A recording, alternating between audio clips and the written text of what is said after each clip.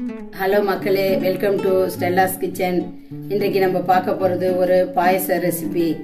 அதற்கு தேவையான பொருட்கள்: ஒரு பச்சை பருப்பு வறுத்தது, இது கோதுமை ரவை உடைச்சது வறுத்தது, முந்திரி, திராட்சை, பாதாம். இது பால்கோவா, ஸ்வீட் பால்கோவா. இது நெய், வெல்லம், தேங்காய் பால். நம்ம பசும்பாலும் ஒரு கிளாஸ் ஊற்றிக்கலாம். இப்போ இதை எல்லாத்தையும் இதை என்ன செய்யணும்? இது ரெண்டையும் முதல்ல குக்கரில் வேக வச்சுக்கணும். ஒரு 10 மினிட்ஸ் இதை வேக விட்டு எடுத்துட்டு வரலாம்.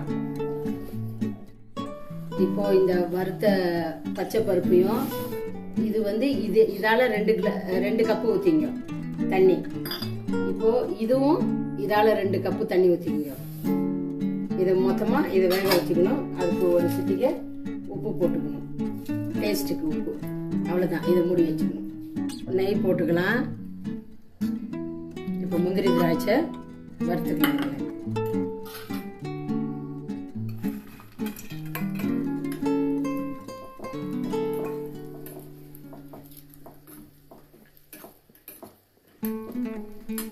இந்த பதத்துக்கு நம்ம எல்லாத்தையும் வறுத்து வச்சுக்கணும். பாருங்க, இந்த மாதிரி பருப்பு நல்லா குழைய வெந்திருக்கணும். இப்போ நம்ம பால் ஊற்றிக்கலாம். ஒரு 1/2 லிட்டர் பால், பசும்பால் ஊற்றிக்கலாம்.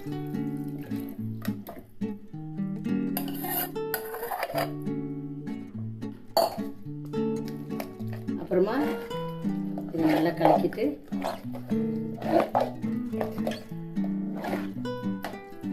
இப்போ இது ஒரு தேங்காயோட பால்.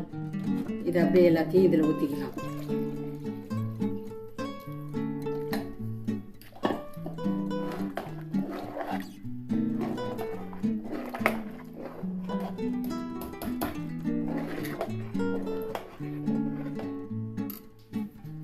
இப்போ என்ன பண்ணலான்னா, ஒரு கிளாஸ்ல கொஞ்சம் தண்ணி எடுத்துன்னு வெல்லத்துக்கு கொஞ்சம் தண்ணி எடுத்துக்கலாம்.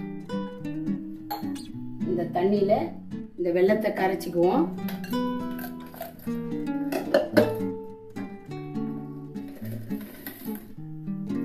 ஏன்னா இதுல கல் இருக்கும், அதனால இந்த வெல்லத்தை கரைச்சி நம்ம இப்போ இந்த இதில் ஊற்றலாம். இப்போ என்ன பண்ணலான்னா, ஒரு கிளாஸ் தண்ணி ஊற்றிருக்கேன்.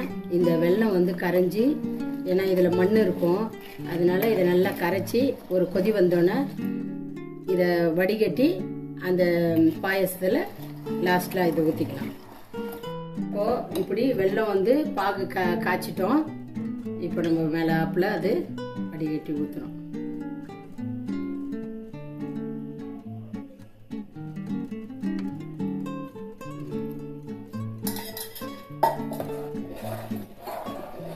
இப்போ இது பால்கோவா. இந்த பால்கோவாவை இதில் போட்டுக்கலாம். பால்கோவா போட்டோமா, இப்போ என்ன செய்யணும்?